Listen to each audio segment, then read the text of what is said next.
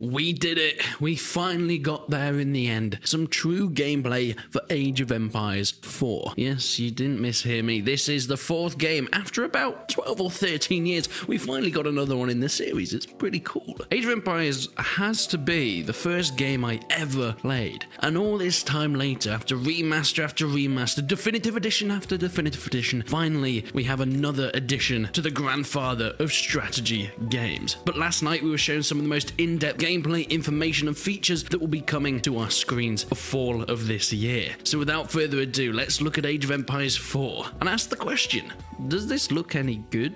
Like everybody else, I was incredibly excited for this gameplay, and I'm gonna spoil it now. I was very happy with it. I've seen a lot of people, especially on the live chat, but I was watching it and there were so many people that blew my mind. I saw one person say the game looks too modern. I'm sorry?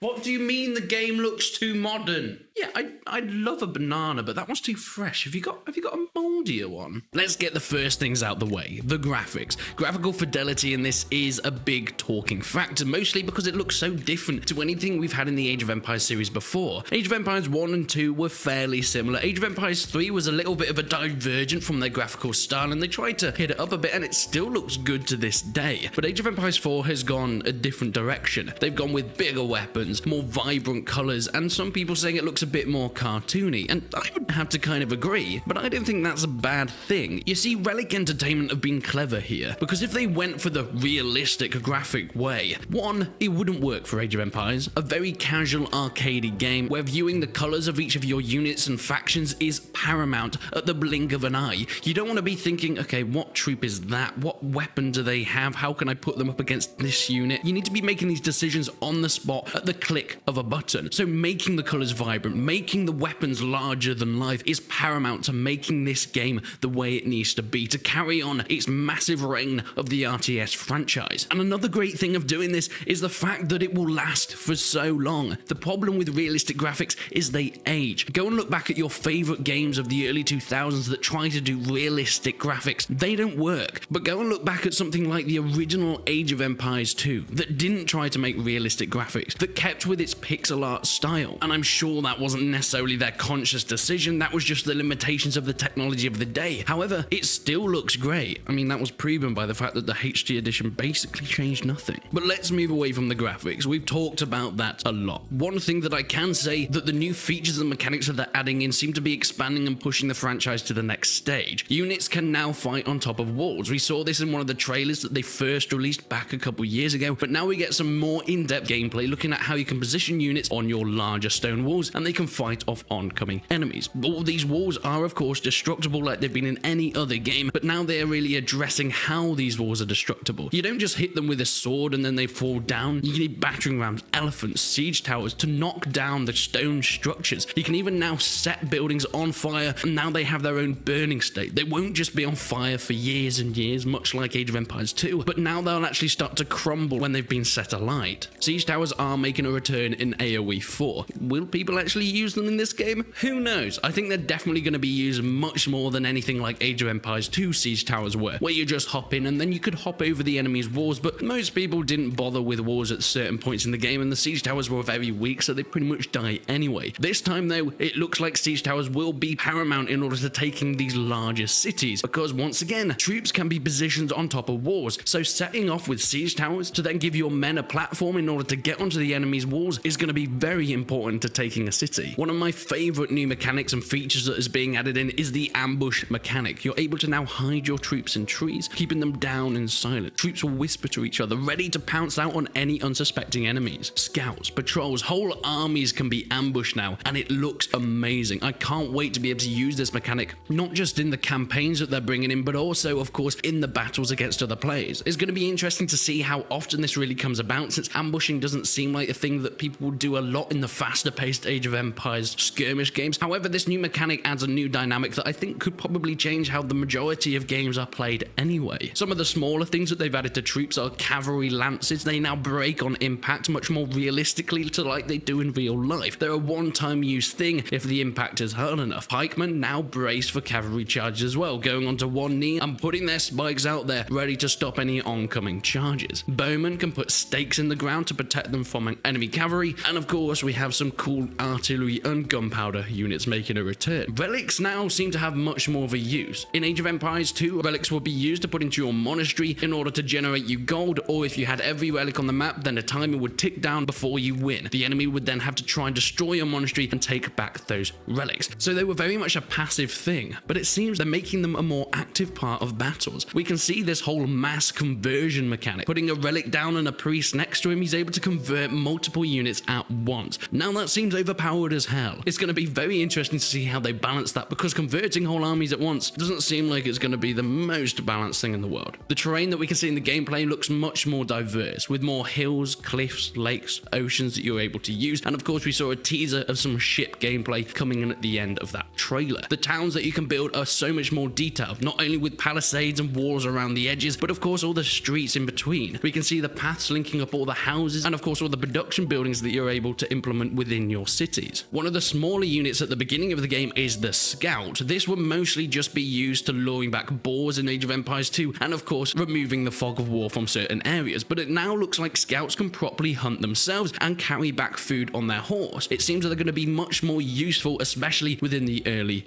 game. Now it goes without saying, this preview event was almost 30 minutes long, so there are many more details and features that will change the game in some more subtle ways, but these have been the main ones. But what are my thoughts? Well, it's an interesting one, because you see, Age of Empires has had such a loyal following. Age of Empires 2 is still one of the most played games on PC, and the competitive scene is insane, especially with the definitive editions coming out, and they're really upgrading the way and reviving their older games. It seems like the Age of Empires franchise is stronger than ever. And whilst this brings more fans in and it brings a bigger audience to Age of Empires 4, it can have some negative effects. It's without a doubt an incredibly anticipated game, and it has such a pedigree behind it, they can't mess this up. The amount of weight on the shoulders of this new release could be the thing that can seal the deal, or whether Age of Empires is now a modern RTS game, or we're just going to stick with their old games that they released in the early 2000s. But Relic aren't resting on their laurels. I've seen a lot of people saying that they're playing it safe, and I think they're doing the opposite. It is so risky releasing a fourth game in one of the most beloved franchises on PC, and many people are surprised that the game looks more cartoony, that it looks quite different, the UI doesn't feel the same, the animations are weird and different, but I don't know why everyone's surprised. I said this a couple months back in a video that Age of Empires 4 was not going to be another game in the series. It is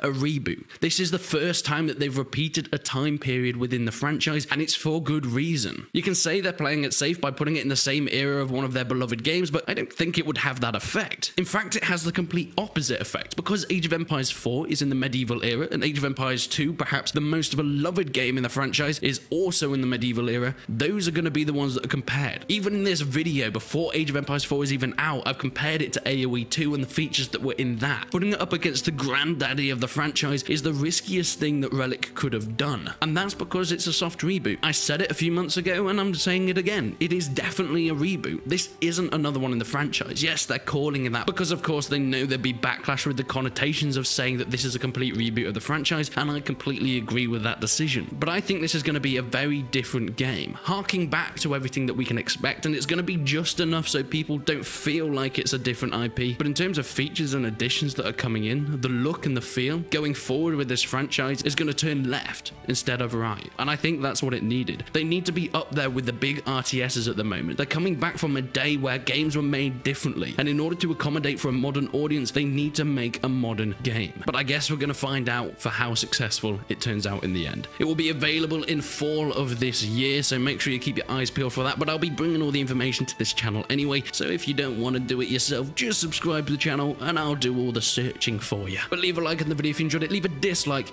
if you didn't, and leave a comment down below letting me know your opinion on the franchise. Do you think that they're going the right direction, almost rebooting with the Age of Empires series, or do you think they should have just carried on the way it was before? Leave your comments down below and I'll be sure to check up on them. But until then, I will see you in the next one.